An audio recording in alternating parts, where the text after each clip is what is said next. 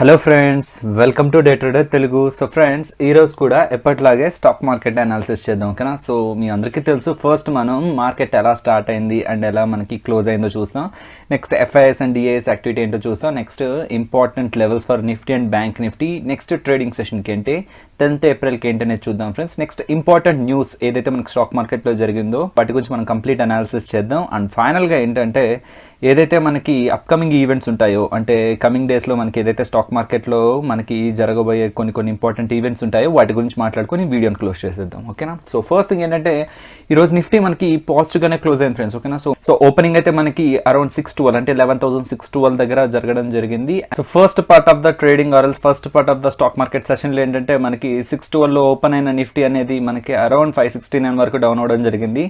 Next సెషన్లో ఏంటంటే మొమెంటమ్ని gain చేసి మనకు అరౌండ్ 683 అంటే హైయెస్ట్ చెప్తున్నాను ఫ్రెండ్స్, ఓకే. సో 11,683 వరకు వెళ్ళి మనకి అరౌండ్ 11,671 దగ్గర క్లోజ్ అవడం అయితే జరిగింది, ఓకేనా. సో మనకి అరౌండ్ 67.45 పాయింట్స్ వరకు రేజ్ అయింది. సో అది మనం పర్సంటేజెస్లో చూస్తే అరౌండ్ మనకి 0.58% వరకు రైజ్ అయింది ఫ్రెండ్స్ ఈరోజు మార్కెట్ అయితే. సో దీనికి రీజన్ వచ్చి మీకు నిన్నే చెప్పాను ఫ్రెండ్స్, మార్కెట్లో డిఐఎస్ అంటే మన డొమెస్టిక్ ఇన్స్టిట్యూషనల్ ఇన్వెస్టర్స్ సెల్ చేసినా సరే ఎఫ్ఐఎస్ నిన్నైతే మనకి అరౌండ్ 300 crores దగ్గర ఎక్కడో బయింగ్ వచ్చింది. సో ఈరోజు అయితే మనకి ఒక 1,200 crores దాకా వాళ్ళు బై చేస్తారు, అంటే net buying friends, okay. So కొంతమంది బై చేస్తుంటారు, కొంతమంది సెల్ చేస్తుంటారు. బట్ ఈ రోజు అయితే మనకి బై చేసింది సెల్ చేసిన దానికంటే 1,200 crores ఎక్కువగా ఉంది, ఓకేనా.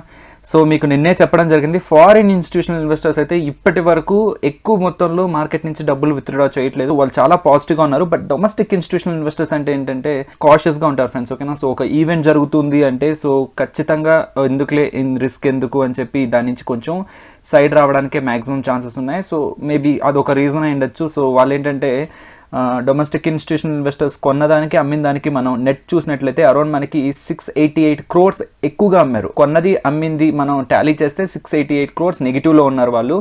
సో ఫారిన్ ఇన్స్టిట్యూషనల్ ఇన్వెస్టర్స్ మాత్రం కొనింది అమ్మింది టాలీ చేస్తే 1,200 crores అరౌండ్ మనకి పాజిటివ్లో ఉన్నారు. సో అసలు ఓవరాల్గా మార్కెట్లోకి ఎంత ఫ్లో అయింది ఈరోజు మనీ అంటే 523 crores ఫ్లో అయిందని చెప్పుకోవచ్చు ఫ్రెండ్స్. సో ఈజీగా మనం తెలుసుకోవచ్చు ఈరోజు మార్కెట్ని పుష్ చేసింది అయితే definitely foreign institutional investors out side of the India నుంచి వచ్చిన మనీ మాత్రమే ఈరోజు మన మార్కెట్ని రైజ్ చేసిందనే చెప్పుకోవాలి. అండ్ ఇక్కడ మీరు క్లియర్గా చూస్తే మన డిఏఎస్ ఏదైతే ఉన్నారో వాళ్ళు నిన్న సెల్ చేశారు, ఈరోజు సెల్ చేశారు. మనం చూడాలి ఫ్రెండ్స్ కమింగ్ డేస్లో ఎలా ఉంటుంది వాళ్ళ ఐడియాలజీ, మైండ్ సెట్ అనేది ఎలా ఉంటుంది అనేది మనం గమనించాలి. బట్ యాజ్ ఆఫ్ నౌ అయితే మాత్రం ఫారిన్ ఇన్స్టిట్యూషనల్ ఇన్వెస్టర్స్ మాత్రం స్ట్రాంగ్గా ఉన్నారు. మీకు ఆల్రెడీ నేను చెప్పాను ఫ్రెండ్స్, ఫారిన్ ఇన్స్టిట్యూషనల్ ఇన్వెస్టర్స్ కానీ ఒక లంసమ్గా వాళ్ళకి బయింగ్ పొజిషన్లోనే ఉన్నట్లయితే మ్యాక్సిమం ఛాన్సెస్ ఏంటంటే నిఫ్టీ అనేది అంత ఈజీగా ఏదో 1% 2% పడడానికి ఛాన్స్ లేదు. సో ఎప్పుడైనా గుర్తుపెట్టుకోండి ఫ్రెండ్స్, ఎవరైతే ఫారిన్ ఇన్స్టిట్యూషనల్ ఇన్వెస్టర్స్ ఉంటారో వాళ్ళు మాత్రమే అంటే ఒక ట్రిగ్గర్ని రైజ్ చేయగలుగుతారంటే మార్కెట్లో నెగిటివ్ సెంటిమెంట్ మ్యాక్సిమం వాళ్ళు మాత్రమే తీసుకెళ్ళగలుగుతారు. ఎందుకంటే డిఐఎస్ ఏదైతే సెల్ చేస్తూ ఉంటారో సో ఫారిన్ ఇన్స్టిట్యూషనల్ ఇన్వెస్టర్స్ కానీ ఇది కానీ గుడ్ ఆపర్చునిటీ అనుకుంటే వాళ్ళు బై చేస్తూ ఉంటారు, ఓకేనా. సో ఇదేదైతే ఉందో ఫ్రెండ్స్ ఎఫ్ఐఎస్ డిఎస్ గేమ్ ఏదైతే ఉందో సో మ్యాక్సిమం మనం ఎఫ్ఐఎస్ సైడ్ చూస్తూ ఉండాలి, ఎప్పుడు కూడా ఎఫ్ఐఎస్ సైడే ఎక్కువగా చూస్తూ ఉండాలి.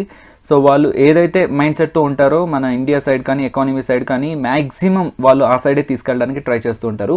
డిఐఎస్ కూడా ఇంపార్టెంటే ఫ్రెండ్స్, డొమెస్టిక్ ఇన్స్టిట్యూషనల్ ఇన్వెస్టర్స్ కూడా మనకి ఇంపార్టెంటే. బై ఛాన్స్ ఈరోజు మనకి ఈ సెల్లింగ్ కూడా లేకుండా నెట్ ఇక్కడ కూడా మనకి పాజిటివ్గా ఉంటే ఇంకా కూడా నిఫ్టీ మనకి బాగా రైజ్ అయ్యేది. బట్ ఎందుకని వీళ్ళు డిఐఎస్ సెల్ చేస్తున్నారు, ఎందుకని ఎఫ్ఐఎస్ సెల్ చేస్తున్నారు అనేది మనం ఎప్పుడు కూడా లాజికల్గా అనాలిసిస్ చేస్తూనే ఉండాలి. సో ఏదైతే అవుట్కమ్స్ ఉంటాయో సో వీళ్ళు ఎఫ్ఐఎస్ ఏంటంటే దానికి పాజిటివ్గా ఉన్నారు, డిఐఎస్ ఏంటంటే నెగిటివ్గా కాదు కాషియస్గా ఉన్నారని చెప్పుకోవచ్చు. ఎందుకంటే ఎగ్జిట్ పోల్స్ కానీ లేకపోతే ఏదైతే మనకి ఇక్కడ డస్ట్ ఉంటుందో అంటే లోకల్గా అంటే మనకి న్యూస్ ఛానల్స్లో చెప్తుంది ఏదైతే ఉంటుందో దానికి రియాక్ట్ అయ్యి మేబీ డిఐఎస్ ఉండొచ్చు.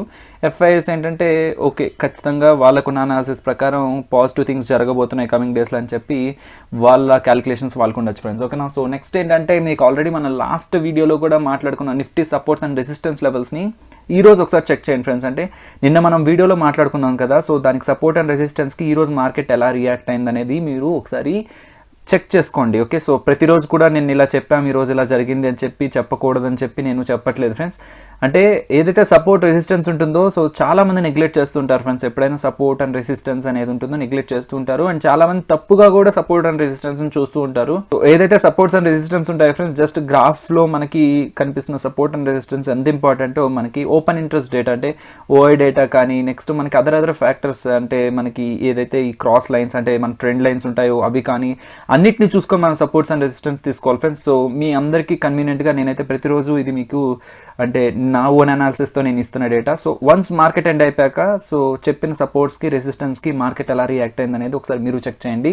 సో ఇక్కడ మీరు చూస్తే మనకి నిఫ్టీ సపోర్ట్ అనేది ఈ రోజు తర్వాత అంటే ఇప్పుడున్న క్యాలిక్యులేషన్స్ ప్రకారం చూసుకుంటే మనకి 11,595 అంటే అరౌండ్ 11,600 దగ్గర ఉందని చెప్పుకోవచ్చు friends. Okay, so next resistance అయితే మనకి 720 దగ్గర ఉందని చెప్పుకోవచ్చు. నెక్స్ట్ బ్యాంక్ నిఫ్టీ ఇదంతా స్పాట్ ఫ్రెండ్స్, మీకు నిన్న కూడా చెప్పాను నిఫ్టీ బ్యాంక్ నిఫ్టీ నేను స్పాట్ మాత్రమే డిస్కస్ చేస్తున్నాను.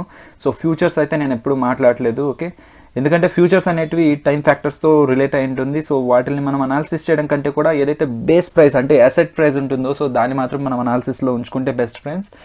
సో బ్యాంక్ నిఫ్టీ అయితే మనకి అరౌండ్ 29,850 దగ్గర సపోర్ట్ అయితే కనిపిస్తుంది. అండ్ రెసిస్టెన్స్ అయితే మనకి 30,320 దగ్గర అయితే రెసిస్టెన్స్ ఉంది ఫ్రెండ్స్. ఓకే, మీకు ఆల్రెడీ చెప్పాను ఫ్రెండ్స్, ఈ సపోర్ట్ అండ్ రెసిస్టెన్స్ ఏంటంటే ఎగ్జాక్ట్గా 11,595 దగ్గరికి వచ్చి ఏదైనా మనకి జరుగుతుందా అంటే అలా కూడా అవ్వాల్సిన అవసరం లేదు ఫ్రెండ్స్.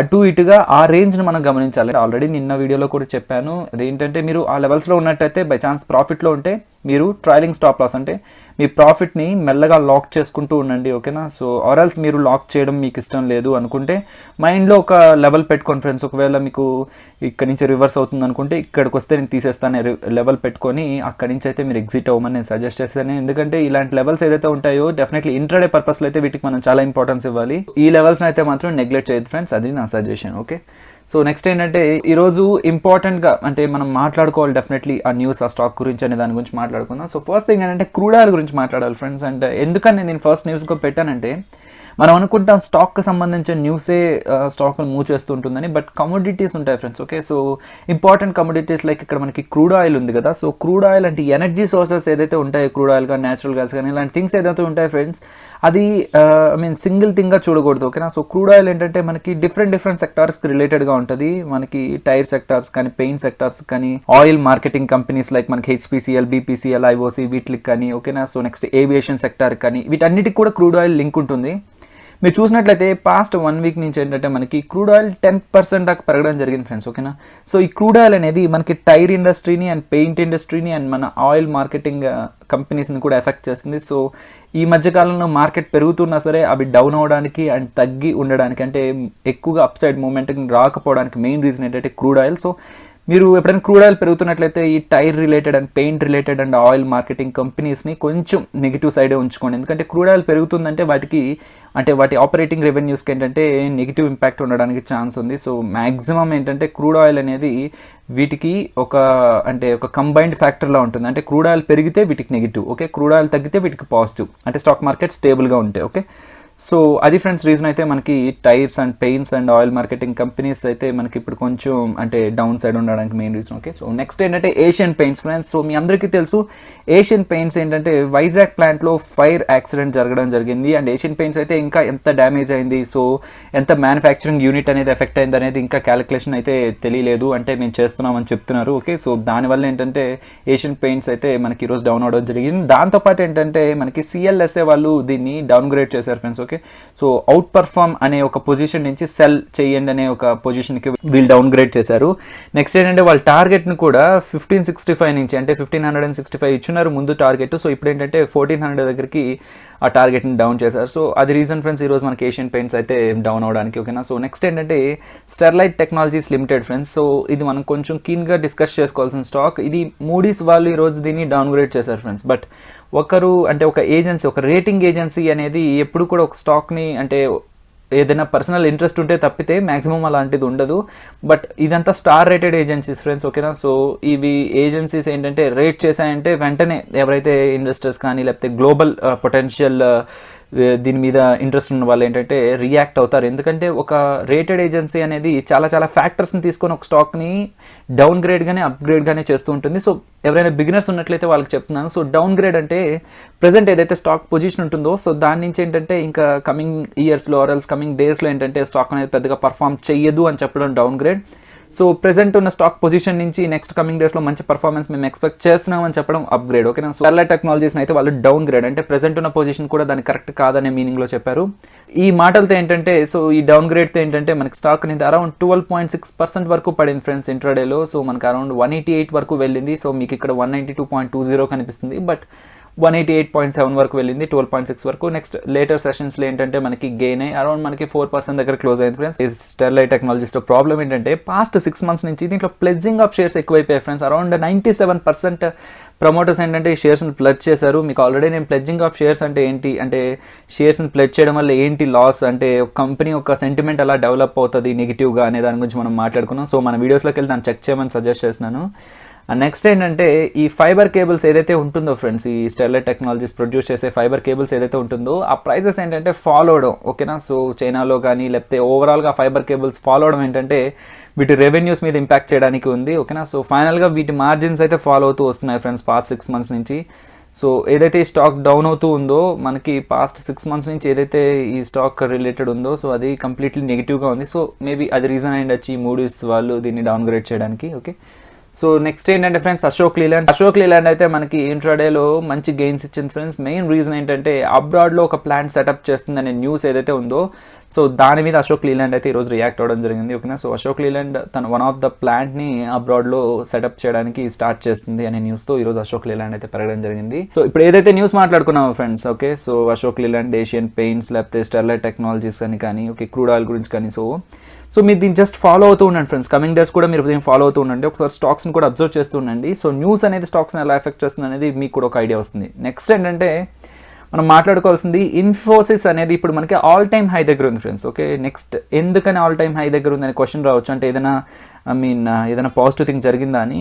ఇది psychological aspect friends. Infosys results అనేవి మనకి ఫ్రైడే రావడం జరుగుతుంది. టీసీఎస్ అండ్ ఇన్ఫోసిస్ రిజల్ట్స్ మనకి ఫ్రైడే 12th రావడం జరుగుతుంది. సో ఇన్ఫోసిస్ రిజల్ట్స్ మంచిగా ఉంటాయి, సో డెఫినెట్లీ బాగా పెరుగుతుంది అనే దాంతో ఏంటంటే కొంచెం వోల్టాలిటీ కూడా పెరిగిందనే చెప్పుకోవాలి స్టాక్లో. అండ్ దాంతో ఏంటంటే కొంచెం ఆల్ టైమ్ హైకి వెళ్ళి టచ్ అయ్యి కొంచెం బ్యాక్ అయితే అయ్యింది. సో దాన్ని మీరు కీన్గా అబ్జర్వ్ చేయండి.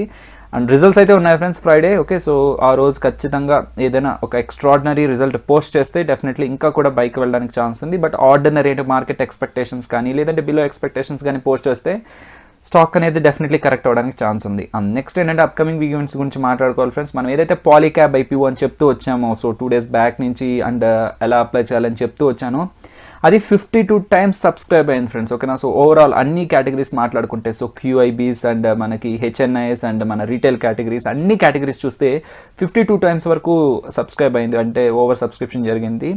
సో ఇదైతే డెఫినెట్లీ లిస్టింగ్ అప్పుడు డెఫినెట్లీ ఒక మంచి ప్రాఫిట్స్ ఇస్తుందనే నమ్మకంతోనే ఉన్నారు అందరూ కూడా. సో మీరు కూడా ఒకవేళ ఎవరైనా దీన్ని సబ్స్క్రైబ్ చేసుంటే సో మీకు ఇది లిస్టింగ్ ఎప్పుడు అనే దానికైతే 18th ఫ్రెండ్స్. ఓకే. సో ఈ మంత్ 18th లిస్ట్ అవుతుంది. ఒకవేళ మీరు సబ్స్క్రైబ్ చేస్తుంటే ఈ మంత్ 18th లిస్ట్ అవుతుంది. సో 10 o'clockకి ఇది లిస్ట్ అవ్వడం జరుగుతుంది. మీరు బై ఛాన్స్ అప్పుడు, అంటే మనం తెలియదు కదా ఫ్రెండ్స్, ఫ్యూచర్ని మనం ఎప్పుడు కూడా ఇలా ఉంటుందని చెప్పలేం. బై ఛాన్స్ అప్పుడు మీరు గెయిన్స్లో ఉన్నట్లయితే మీరు ఎగ్జిట్ అవ్వాలంటే 10కి ఎగ్జిట్ అవ్వాలి. సో మీరు 9:15 అలా స్టాక్ మార్కెట్ ఓపెన్ అయిన వెంటనే అదైతే లిస్ట్ అవ్వదు. ఐపీఓస్ అన్నీ కూడా గుర్తుపెట్టుకోండి ఫ్రెండ్స్, 10 o'clockకి లిస్ట్ అవుతూ ఉంటాయి. ఓకే. సో ఇది ఫ్రెండ్స్ అప్కమింగ్ ఈవెంట్స్ అయితే మనకి. ఇంకోటి ఇంపార్టెంట్ థింగ్ ఏంటంటే మనకి 11th నుంచి phase 1 ఎలక్షన్స్ అయితే జరుగుతూ ఉన్నాయి. సో దానివల్ల ఏంటంటే డెఫినెట్లీ ఈ ఎకానమీ ఏదైతే ఉంటుందో అది మన పొలిటికల్ సిస్టమ్కి బైండెడ్గా ఉంటుంది. అంటే వాళ్ళు ఏదైతే పాలసీస్ తీసుకొస్తుంటారో దానివల్ల ఎకనామిక్ రీఫార్మ్స్ అన్ని జరుగుతూ ఉంటాయి కాబట్టి సో ఈ పొలిటికల్ ఏదైతే సెటప్ ఉంటుందో సో దాని మీద కూడా మనకి ఫారెన్ ఇన్స్టిట్యూషనల్ అనుకోండి లేదంటే డొమెస్టిక్గా ఉన్న బిగ్ ఇన్వెస్టర్స్ ఏదైతే ఇప్పుడు మనకి డిఏఎస్ విత్డ్రా చేస్తున్నారు కదా మనీ, సో వన్స్ వాళ్ళకి క్లియర్గా ఓకే ఇది స్టేబుల్ గవర్నమెంట్ రాబోతుంది అనుకుంటే మళ్ళీ వాళ్ళు ఉన్నట్టుండి మార్కెట్ని పుష్ చేయడానికి ఛాన్స్ ఉంది, either upside or downside. ఓకేనా. సో పొలిటికల్ స్టెబిలిటీ కూడా ఎకనామిక్ గ్రోత్కి వాళ్ళు అంటే one of the biggest factor అనుకుంటారు. కాబట్టి మనకి ఏదైతే ఎలక్షన్స్ జరుగుతూ ఉంటాయో దాన్ని కూడా మనం కీన్గా అబ్జర్వ్ చేయాల్సిన పరిస్థితి అయితే ఉంది. ఓకేనా.